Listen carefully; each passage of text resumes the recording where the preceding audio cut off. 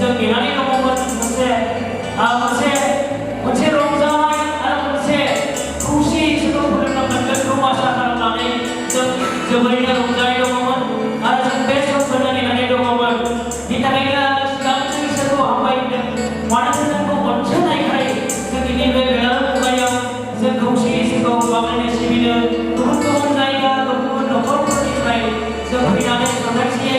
जों इसोरखौ फोरोंनो मोननाया मोनसे गोजोनथाव मोनसे गोजोननायनि मोनसे गोजोनथाव बियो सम आरो मोनसे इसोर होनाय सम होननानै आं बेखौ साननानै लायो। आङो मस्ट वेलकाम खालामनो गोसो जादों दिनैनि बे जोंनि इयुथ एक्सन्स प्रग्रामाव नुजाफैनो हानाय जोंनिनो नाम्बार 1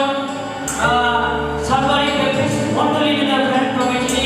फागाव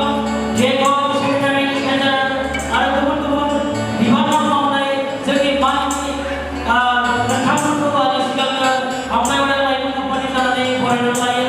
आरो नैथियाव दिनै नोंथांखौ नुजाफैनो हादों नाम्बार 1 सालबारि बेप्टिस्ट चार्चनिफ्रायनो कमिटिनि फागावनिजों लोगोसे सेक्रेटारि ट्रेजारार आरो गुबुन गुबुन बिबानाव गोजौ मासियाव थानानै मावनाय नोंथांमोनखौ आङो लाइमोन आफादनि जानानै बरायनानै लायो। लोगोसे जोंनिनो लाइमोन आफाद जाय बिथांमोना जोंजों जगाजग खालामदों जोंनि नाम्बार 1 सालबारि बेप्टिस्ट चार्चनि लाइमोन आफादगिरिनिफ्राय लानानै सेक्रेटारि ट्रेजारार आरो गुबुन गुबुन बिबानाव मावनाय जेरै सानडे स्कुल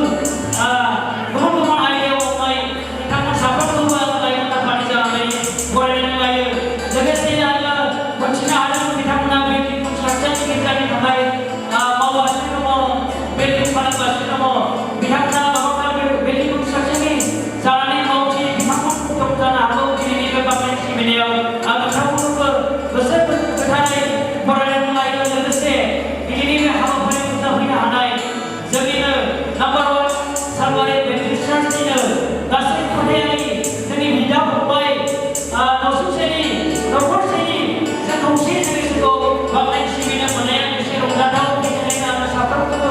जाय बिथांमोना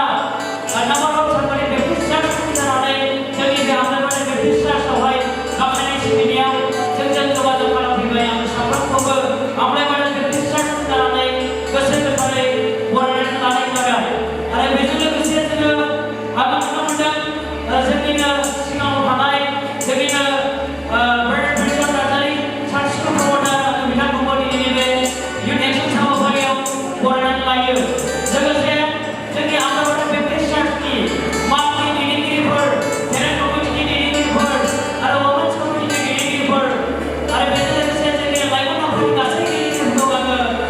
दिनैनि बे बांलानि सिबिनायाव बजबनानै लायो आरो साफ्रोमखौबो बरायो। लोगोसे जोंनिनो मण्डलिनिनो आइ आफा बिदा फंबायमोन